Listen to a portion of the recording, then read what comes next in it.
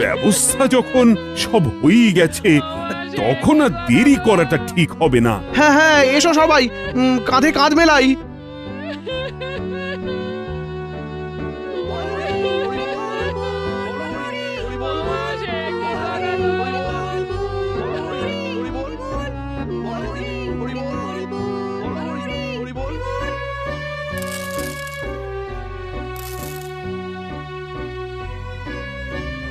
ও, এই দৃশ্য কিনা শেষে আমাকে দেখতে হলো, কিন্তু তবু আমার খুব জানতে ইচ্ছে করছে, বাচ্চারা থলি ভর্তি মোহর অলংকার সব ছড়াতে ছড়াতে যাচ্ছে কেন?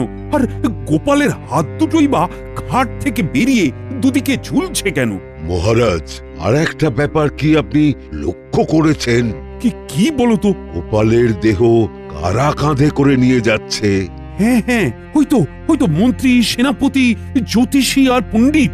আসলে গোপালের এই শেষ যাত্রা আমাদের কিছু শিক্ষা দিয়ে যাচ্ছে মহারাজ।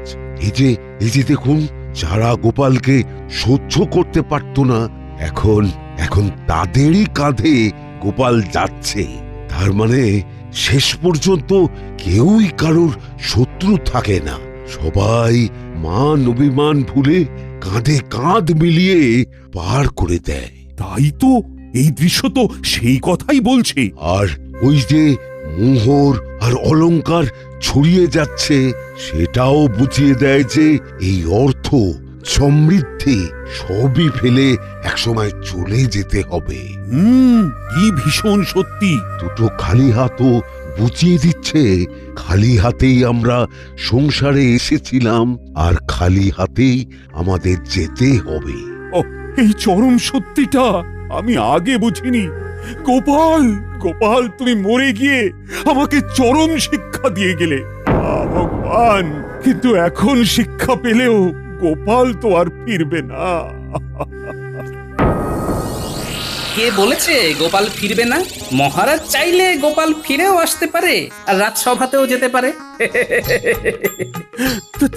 তার মানে গোপাল, তুমি মারা যাওনি?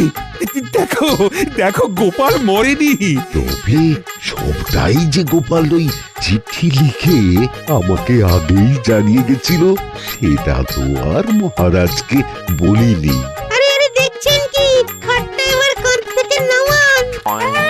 আমাদের দাদু আমাদের ছেড়ে চলে যাবে, তাই সাহস নাকি আমরা যেতে দেব নাকি?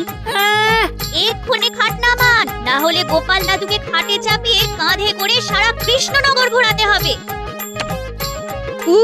এতক্ষণে ঘাম দিয়ে ছাড়লো যেন জ্বর, কেউ এসে হাতটা আমার ধর।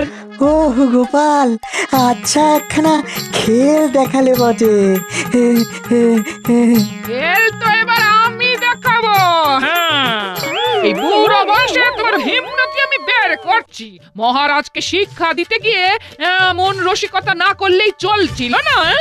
আর ঝেঁটিয়ে তোমার মাথা থেকে এই রসিকতার ভূত নামাবো। হ্যাঁ, এই ওরে বাবা রে, গেলাম রে।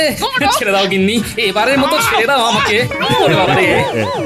সবাই গোপালের কাছে জব্দ, আর গোপাল গিন্নির কাছে।